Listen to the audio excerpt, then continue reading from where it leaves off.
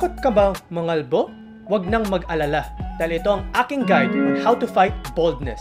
So first, meron tayong mga hair growth shampoos and topical products. Usually, yung mga benefits to ay mga mild benefits lang. In-improve nila ang scalp health ninyo, pero hindi sila talaga magiging stand-alone solution para sa hair loss ninyo.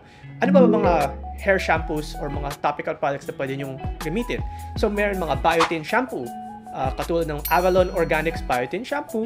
Meron ng mga stem cell shampoo, katulad ng Andalou Naturals Argan Stem Cell Shampoo. So, mga prices ito around 800 pesos to 1,000 pesos per bottle. Ang pinakasikat na anti-hair loss solution ay minoxidil or Rogaine. Approved na siya by the FDA para ma-promote ang inyong hair growth and preventing hair loss. So, medyo mahal nga ang minoxidil kasi mga 2,000 to 4,000 pesos to per bottle. Meron rin finasteride or Propecia. Ito ay isang prescription medication na kailangan nyo makakuha sa doktor ninyo. Usually ito ay para sa mga male pattern baldness kasi ito ay isang parang pill na binablock niya ang DHT. So pwede rin siyang parang support nga para sa mga hair treatments ninyo. Ito ay usually mga 1,500 to 2,500 pesos per bottle. Meron naman tayong low-level laser therapy devices na magpropromote ng hair growth sa mga follicles natin. Medyo mahal nga siya kasi around 5,000 to 15,000 per session ito.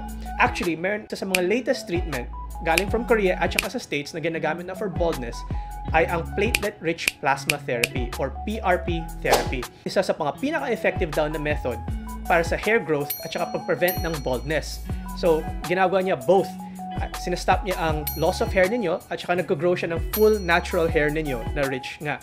Ang isang session is around 10,000 pesos per session. Pero sa first year nyo na mag-try ng PRP, kailangan nyo ng 3 sessions, 1 session per month. Maglalast yan for 1 year, 6 months to 1 year, depende kung gano'ng kalakas nga yung pagka-baldness ninyo. Parang every year, kailangan nyo lang ng 1 session to maintain. So, usually nga, sa mga nakita ko, 10,000 talaga yan per session. Pero meron sila mga program na pag bumili ka ng 3 sessions, magiging 25,000 na lang yan. Ang next is ang hair transplant surgery. Instant solutions. Pero usually, surgery nga to. So, kukunin nila ang mga hair follicles sa ibang part ng katawan ninyo at ika-cut out nila yan at saka ipa-plant nila sa scalp ninyo. Ang price naman nito is around 50,000 to 150,000. So, aside from mga treatments na to, kailangan nyo rin mag-take note na kailangan nyo rin ng mga lifestyle changes. So, kailangan nyo ng healthy lifestyle that can help prevent yung hair loss ninyo. So, kailangan syempre ng balanced diet, managing yung stress ninyo, avoiding smoking and alcohol consumption can actually contribute sa inyong overall hair health. So, next, kailangan nyo rin ng mga scalp health treatments.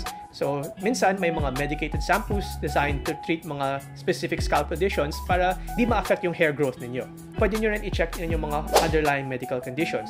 Kunwari, kung meron kayong thyroid problems or autoimmune disorders, kung yun yung mga dahilan para sa hair loss ninyo, kailangan nyo i-treat yun para ma-prevent yung hair loss na yun.